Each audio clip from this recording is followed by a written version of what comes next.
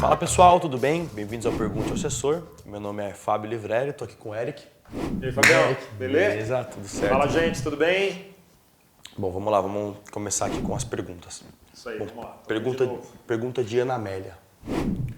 Você acredita que ações são investimentos de longo prazo? Legal, Ana. Isso é uma pergunta que muita gente tem, né? Uma coisa que muita gente pergunta. Pô, a ação... E é meio que uma verdade popular que não é verdadeira, né? Na realidade, longo prazo a gente não tem certeza de nada, né? Pensa o seguinte, mesmo na vida pessoal da gente, né? Você sabe o que vai acontecer semana que vem, ou pelo menos você imagina o que vai acontecer semana que vem, mês que vem, até o Natal, né? Na tua vida. Eu sei que tem um acidente. Na sua vida pessoal, você sabe mais ou menos, Sim. né? Agora, o que vai acontecer na vida da sua vida daqui 5 anos? Puta, aí fudeu, né? A gente já não sabe. Então, assim, eu acho que vale mais ou menos o mesmo raciocínio para um investimento em ações. Esse negócio, não, no longo prazo tudo dá certo. Mas não é assim que funciona, né? Como se a gente chegasse e falasse, na nossa vida, no longo prazo tudo dá certo. Não. Né? Então, assim, quanto mais tempo você coloca numa operação, mais variáveis você vai colocando no teu risco também, né? Eu estou entrando numa operação hoje que eu pretendo sair daqui uma semana. Beleza, eu estou vendo o cenário econômico como é que está, o cenário político, como é que está ali a bolsa, então eu estou ali enxergando, né? Agora, daqui 2 anos, como é que eu vou saber, né?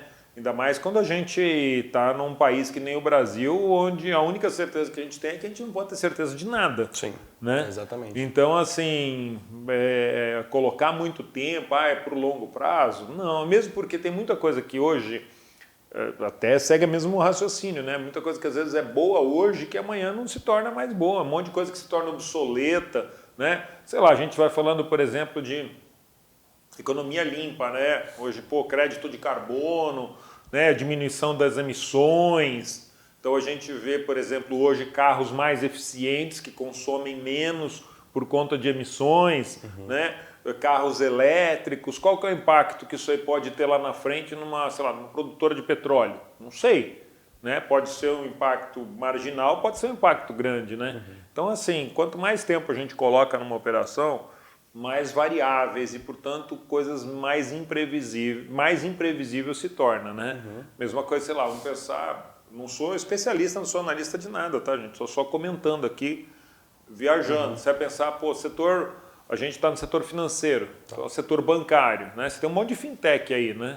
Muitos. O que vai acontecer daqui 5 anos, 10 anos com essas fintechs? Não sei, pode ser que desapareça, pode ser que bombem. A gente Pode não ser sabe. que tomem o lugar de outros bancos. De bancos, a gente não sabe. Então essa questão do tempo, ela é sempre muito relativa, né? Eu acho que o importante é a gente entrar, não porque a gente acha que a empresa é boa, mas porque a gente realmente se informou. Seja por uma configuração de um gráfico, porque você quer seguir o gráfico e você está entrando por uma posição no gráfico, ou está entrando por uma análise fundamentalista, que eu acho que são as duas principais vertentes, enfim, tem outros, mas eu acho que são os 2 principais caminhos, né?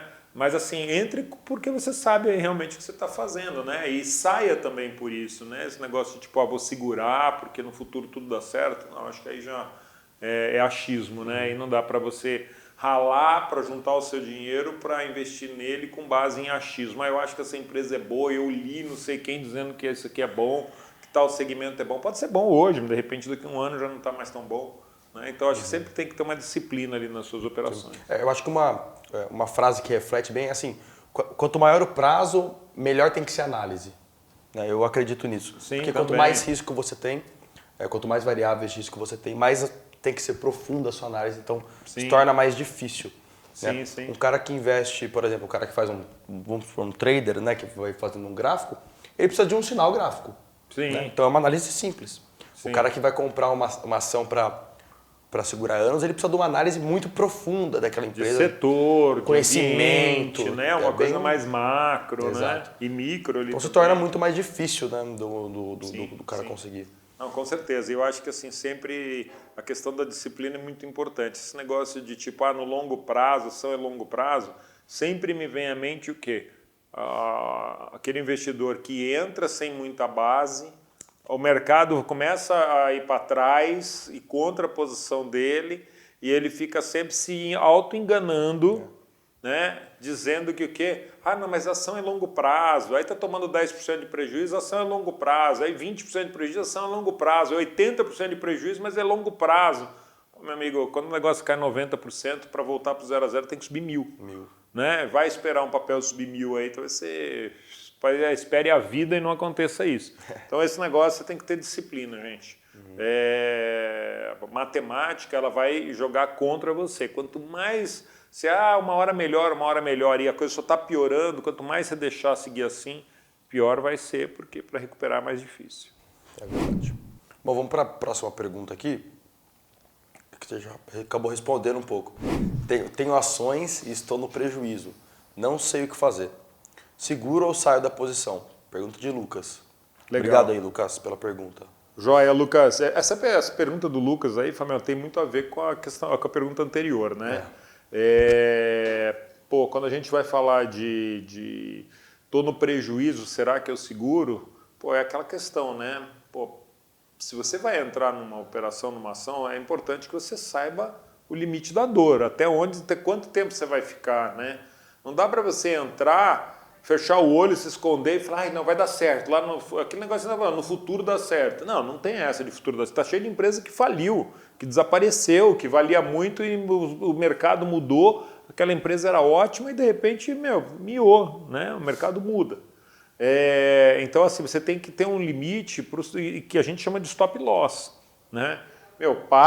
Corta a sua perda para não ficar uma coisa sem limite, né? Um prejuízo que podia ser de 10% virar um prejuízo de 30%, 40%, 50%, 70%, 80%, 100%.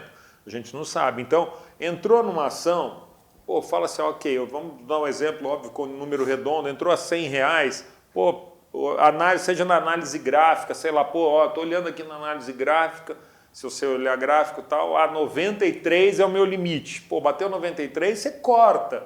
Mas tem que cortar, não vai chegar ali no 93 e aí você falar, vou esperar mais um pouquinho, né? Vou até amanhã, vai que volta, né? Então não pode, você tem que ter um limite. Eu era 90, enfim, seja lá qual for, respeita o seu limite, já deixa o sistema hoje.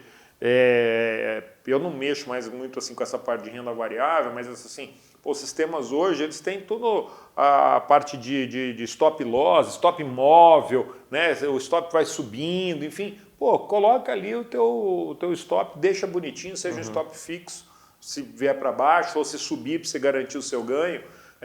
Porque também é uma coisa que acontece muitas vezes, né? A pessoa começa a ganhar, daí vai para o prejuízo e no final não embolsou o lucro e virou um problema. Aí estressa, vende no prejuízo, perde o lucro que tinha ganho. Né? Então, exato. Então, assim, é bom usar essas ferramentas que os home brokers, enfim, as plataformas permitem, né? De stop loss, stop gain. Então, acho que é bacana isso daí. E assim, algo que eu acho legal de falar é assim, se a pessoa não sabe quando sair, ela não devia ter entrado. Porque significa que a análise dela não foi bem feita, né? Eu acho que mesmo, assim, eu falei do caso do exemplo da análise gráfica, né? Mas mesmo uma análise fundamentalista. Se as coisas derem errado, pelo menos olha lá o índice Bovespa, vê como é que ele está, se ele está num patamar que você acha que é ok ou não. Para estabelecer que, se a coisa bater num determinado patamar aqui, eu vou ter que sair, vou diminuir minha posição. Né? De repente o cenário de país fica deteriorado, ou daquele segmento, ou cenário global. A gente não sabe, tem uma guerra lá na Ucrânia, né? Imagina, você mora lá na Alemanha, tem ações lá na Alemanha, começa a guerra, o negócio vai para baixo e você vai ficar nessa, um dia melhora, não vou estopar porque a empresa é boa. Corta aqui e recompra aqui embaixo se continuar caindo, né? Aí você compra mais barato, às vezes você compra duas pelo preço de uma daqui 6 meses. Aí abre outra operação.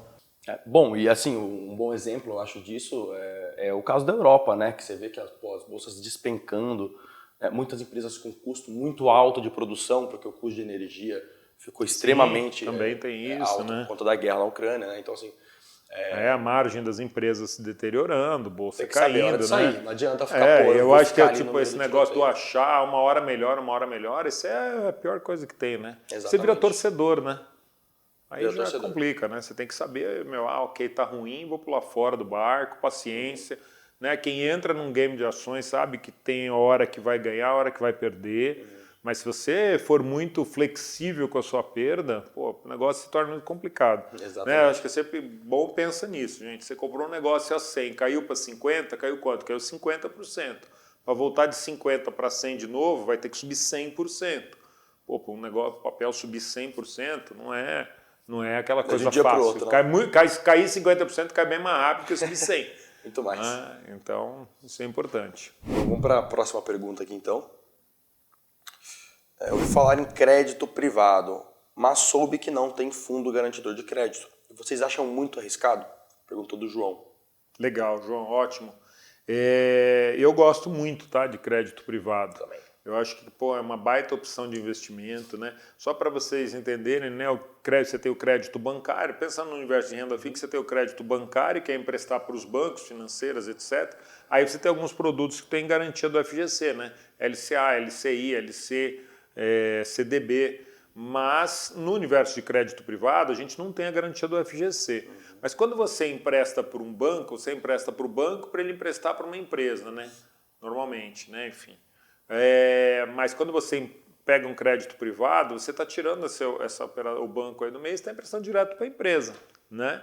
E aí você normalmente consegue taxas muito atrativas, isenção de imposto. Então você pegar CRA e CRI, debênture de infraestruturas, as debêntures de infraestrutura elas são isentas de IR também. Então esses três são isentos, são atrelados a IPCA ou ao CDI. Então você consegue montar uma carteira de produtos muito bacanas com isenção de imposto de renda. Então, eu acho que é muito bacana, eu acho que vale muito a pena. Algo que eu gosto bastante do crédito privado também é que muitos têm juros semestral. Então, para aquela pessoa que quer ter uma renda, entra muito bem numa carteira de renda. Isso é bem legal, isso é bem bacana, um bom ponto aí que você colocou. Né? Assim, porque uma debênture, um CRA ou CRI, ele paga, às vezes, juros semestral ou anual. Né? Mas depende do mês de emissão. Às vezes você pega, às vezes, vários títulos desses, você sempre tem algum ali pagando o juro, né? Que é bem bacana.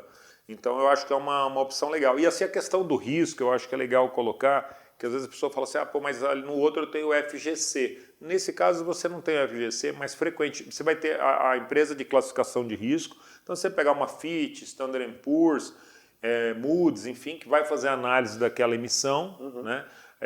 Eu acho que por uma AAA, teu risco é muito baixo, né? É muito pequeno. Eu não me lembro de uma emissão AAA que tenha dado problema, duplo a mais. Então, isso aí já te dá uma tranquilidade. E o outro ponto é que várias dessas emissões também têm garantia do grupo, uma garantia de fiança, uma garantia daquela emissão. Se ela não for paga, às vezes a holding do grupo paga. Então, você tem garantias que podem ser dadas ali para a operação. Bom, então esse foi o Pergunta Assessor de hoje. Obrigado, Eric. Isso aí. Valeu. Obrigado, gente.